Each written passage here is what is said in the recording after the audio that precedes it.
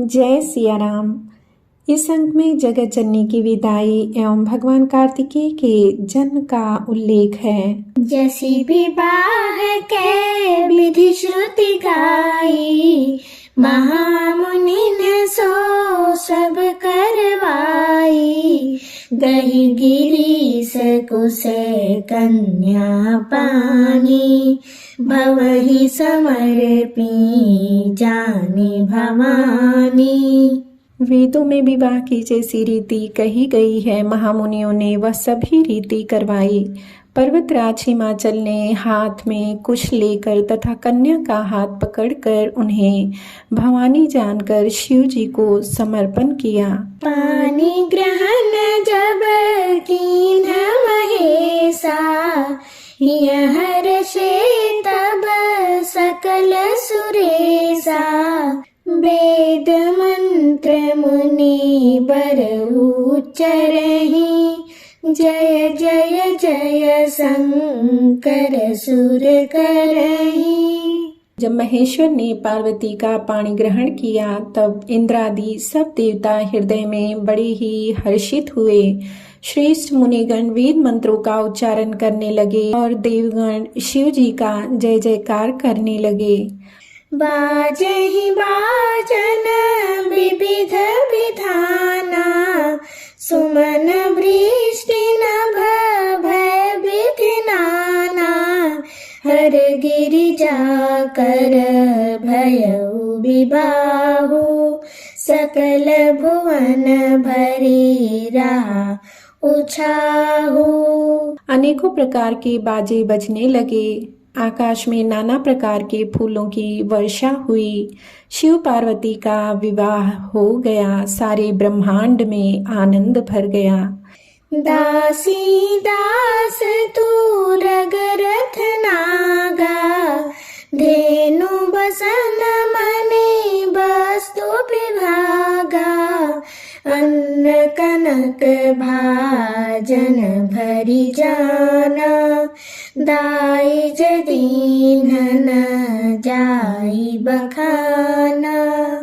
दासी दास रथ घोड़े हाथी गायें वस्त्र और मणि आदि अनेक प्रकार की चीजें अन्न तथा सोने के बर्तन गाड़ियों में लदवा कर दहेज में दिए, जिनका वर्णन नहीं हो सकता। दाई जदियो बहु भांति पुनि कर, जोरी मन भूधर कहो।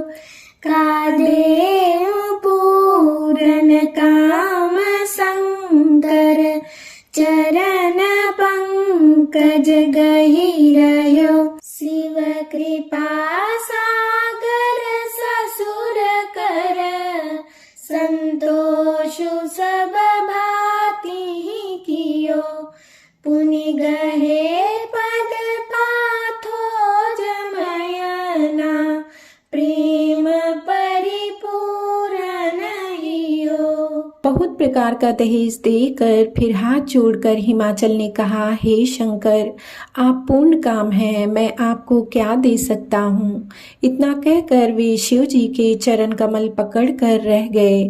तब कृपा के सागर शिव जी ने अपने ससुर का सभी प्रकार से समाधान किया। फिर प्रेम से परिपूर्ण हृदय मैना जी ने शिव जी के चरण कमल पकड़े और कहा, नाथ उमा मम प्राण सम, गृह किंकरी करेहु।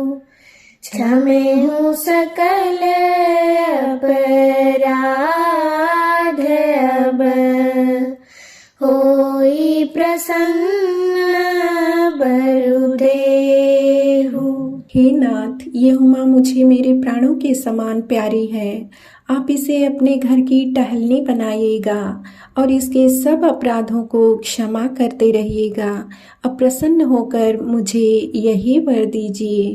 बहुविधि शंभु सासु समुझाई, गवनी भवन चरण सिरुनाई।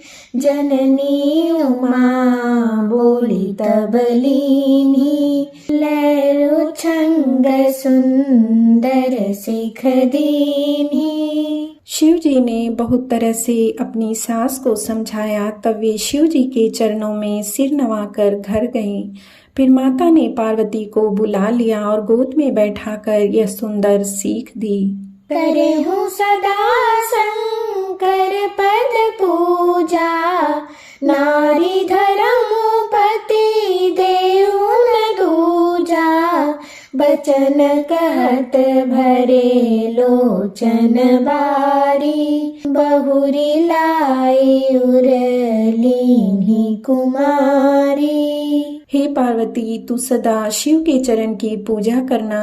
नारियों का यही धर्म है, उनके लिए पति ही देवता है और कोई देवता नहीं है। इस प्रकार की बातें कहते कहते उनकी आंखों में आंसू भर आए और उन्होंने कन्या को छाती से चिपटा लिया।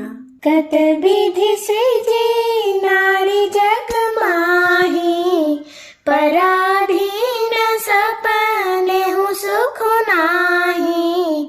भय अति प्रेम बिकल महतारी, धीरज कीन्ह कुसमय बिचारी।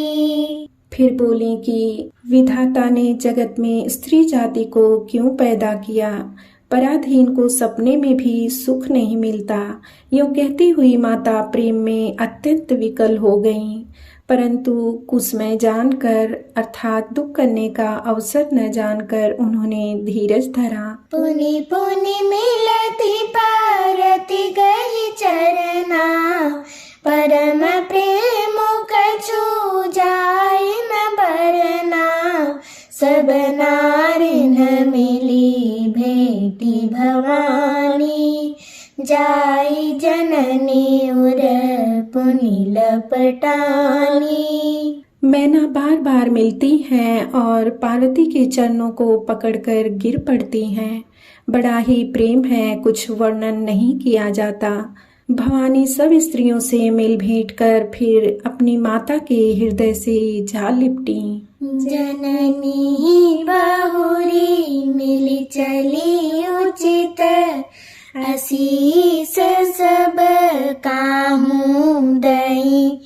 फिरी फिरी बिलो कति मातु तन, तब सखी ले शिव पही गई। जाचक सकल संतोषी शंकरु, उमा सहित भवन चले। सब अमर हर्षे सुमन बरसी, निशान नभ बाजे भले। पार्वती जी माता से फिर मिलकर चलीं। सब किसी ने उन्हें योग्य आशीर्वाद दिए। पार्वती जी फिर कर माता की ओर देखती जाती थीं। तब सखियां उन्हें शिव जी के पास ले गईं। महादेव जी सब याचकों को संतुष्ट कर पार्वती के साथ घर अर्थात कैलाश को चले। सब देवता प्रसन्न होकर फूलों की वर्षा करने लगे और आकाश में सुंदर नगाड़े बजाने लगे।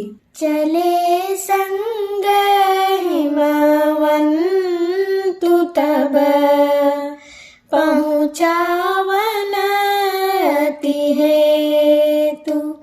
विविध भांति परितोषु करी, विदा कीन्ह वृष केतु। तब हिमवान अत्यंत प्रेम से शिव जी को पहुंचाने के लिए साथ चले। वृषकेतु अर्थात शिव जी ने बहुत तरह से उन्हें संतोष कराकर विदा किया। तुरत भवन आए गिरिराई, सकल सैल सर लिए बुलाई। आदर दान विनय बहुमाना, सब कर विदा कीन्ह हिमवाना। पर्वतराज हिमालय तुरंत घर आए और उन्होंने सब पर्वतों और सरोवरों को बुलाया। हिमवान ने आदर दान विनय और बहुत सम्मान पूर्वक सबकी विदाई की। जब ही शंभु कैलाश ही आए, सुर सब निज निज लोक सिधाए।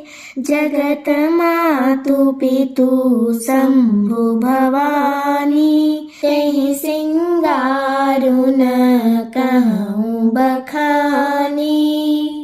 जब शिव जी कैलाश पर्वत पर पहुँचे तब सब देवता अपने अपने लोकों को चले गए। तुलसीदास जी कहते हैं कि पार्वती जी और शिव जी जगत के माता पिता हैं, इसलिए मैं उनके श्रृंगार का वर्णन नहीं करता। करहि विविध विधि भोग विलासा, गणन समेत बसहि कैलासा। हर गिरिजा बिहार नित नयऊ, एहि विधि विपुल काल चली गयऊ। शिव पार्वती विविध प्रकार के भोग विलास करते हुए अपने गणों सहित कैलाश पर रहने लगे।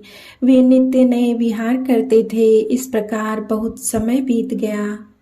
तब जन्मे षट बदन कुमारा, तारक असुर समर जहि मारा।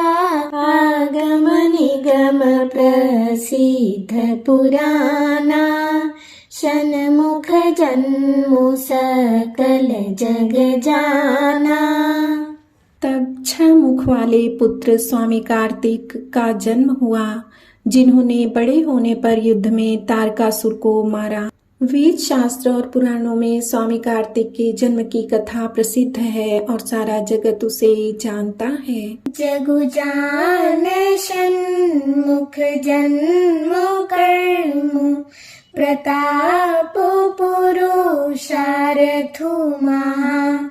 तेहि हेतु मैं वृष केतु सुत कर, चरित संक्षेप ही कहा।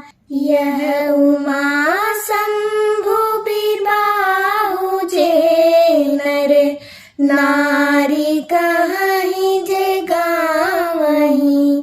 कल्याण काज विवाह मंगल, सर्वदा सुख पावहीं। खडानंद स्वामी कार्तिक के जन्म, कर्म, प्रताप और महान पुरुषार्थ को सारा जगत जानता है।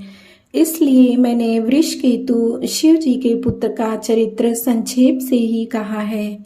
शिव पार्वती के विवाह की इस कथा को जो स्त्री पुरुष कहेंगे और गाएंगे, वे कल्याण के कार्यों और विवाह आदि मंगलों में सदा सुख पावेंगे। चरित सिंधु गिरिजा रमन, वेदन पावहि पारु। बरनइ तुलसीदासु किमी, अतिमति मंद गंवारु। गिरिजापति महादेव जी का चरित्र समुद्र के समान अपार है, उसका पार वेद भी नहीं पाते। तब अत्यंत मंद बुद्धि और गंवार तुलसीदास उसका वर्णन कैसे कर सकता है।